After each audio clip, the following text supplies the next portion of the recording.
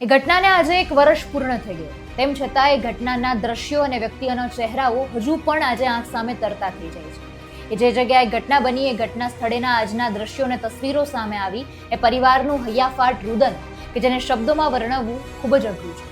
એક એવી ઘટના કે જેને ભારત દેશ ક્યારે નહીં ભૂલાવી શકે. 12 જૂન 2025નો એ દિવસ સમગ્ર ભારત દેશ ક્યારે નહીં ભૂલાવી શકે. વિગતે ચર્ચા કરી આજના વિડીયોમાં. નમસ્કાર, આપની સાથે હું આકાંક્ષા. તમે જોઈ રહ્યા છો વરાજકોટ. 12 જૂન 2025નો એ દિવસ કાળ સમાન દેશ માટે આવ્યો અને દરેક પરિવાર માટે આવ્યો. તે દિવસે અમદાવાદ પ્લેન ક્રેશની એ ઘટના બની. અમદાવાદથી લંડન જતું એ પ્લેન છે એ ક્રેશ થઈ જાય છે અને તેના કારણે 260થી વધારે લોકો તેમાં જે હાજર હતા, મુસાફરો હતા, તેઓ મૃત્યુ પામી જાય છે, જીવતા થઈ જાય છે. આ આવડી મોટી ઘટના હતી અને તેને આજે 1 વર્ષનો સમય પૂર્ણ થયો છે.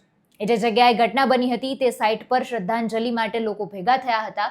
જે પરિવારે પોતાના વહાલ સોયા ગુમાવ્યા હતા તે લોકો ત્યાં આવ્યા હતા અને એમનું જે હૈયાફાટ રુદન છે તેમની તસવીરો સામે આવી. એનઆરઆઈ પરિવારો પણ ત્યાં પહોંચ્યા હતા અને તેમણે પણ અત્યારે ન્યાયની માંગણી કરી છે કે આ દિશામાં તેમને ક્યારે ન્યાય મળશે. સમગ્ર મુદ્દાને લઈને જે તસવીરો સામે આવી છે અને જે પ્રતિક્રિયાઓ સામે આવી છે તેને સાંભળીએ. પપ્પાની વિદાયને આજે 1 વર્ષ 12મી જૂન અને એ ગોઝારી ઘટના અમે અનુભવી અને અમે આજના દિવસે હું બધા જ દિવંગતોને હું મારી શ્રદ્ધાંજલિ આપું છું. પપ્પા સાથે 260 બીજા જે દિવંગતો હતા એ બધાને અમારા પૂરા પરિવાર વતી હું શ્રદ્ધાંજલિ આપું છું. પપ્પાએ જે સેવા કાર્યો ચાલુ કર્યા હતા અને આજે પણ આજના દિવસે ગુજરાતભરમાં પપ્પાના સેવા કાર્યો આગળ બધા ધપાવી રહ્યા છે અને ખૂબ જ બધા પપ્પાને લાગણીથી, પપ્પાને પ્રેમથી અને પપ્પાને હૃદયથી યાદ કરી રહ્યા છે.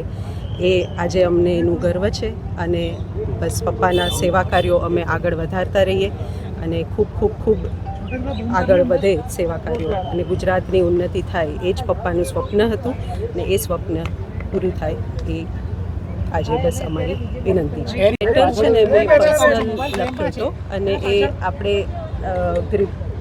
પરિવાર અને એર ઇન્ડિયા વચ્ચેનું અમારું કમ્યુનિકેશન છે એટલે એના ઉપર હું કોઈ કમેન્ટ નહીં કરું.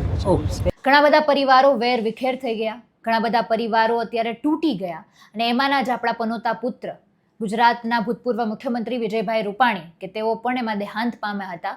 અને ઘણા બધા પરિવારો જે તૂટ્યા છે તેમના દ્રશ્યો અને તસવીરો સામે આવતા આપણું પણ હૃદય હચમચી ઉઠે. આ એ રીતની ઘટના છે. સમગ્ર મુદ્દાને તમે કઈ રીતે જોવો છો કમેન્ટમાં જણાવજો. ફરી મળીશું. અમને રજા આપશો. નમસ્કાર.